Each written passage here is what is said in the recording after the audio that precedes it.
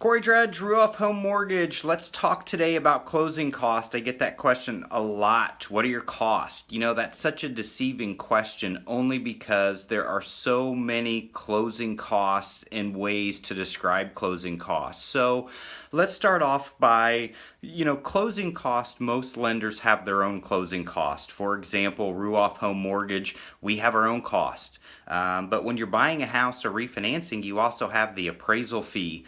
You also have title work. If you're purchasing a house, you could also have a home inspection or survey fees or homeowners association dues.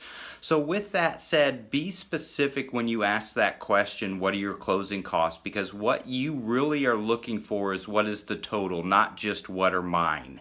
The reason for that is it's very deceiving. If I was to tell you only what my closing costs are, it doesn't give you the big picture of, well, what are the other costs that you're going to run into?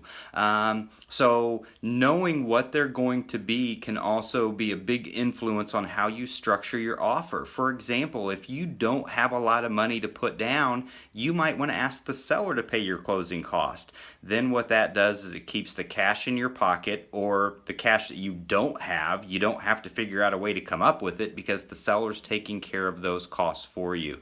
So again, something I cover with you when I'm giving you a quote. That way you know all the details, all the costs. I can tell you that most closing costs for purchasing a home are no money out of pocket up front. So I'll go into this a little bit more in some other videos, but that's the Cliff Note version in a minute and 50 seconds. Talk to you soon. Corey Dredge, Ruoff Home Mortgage.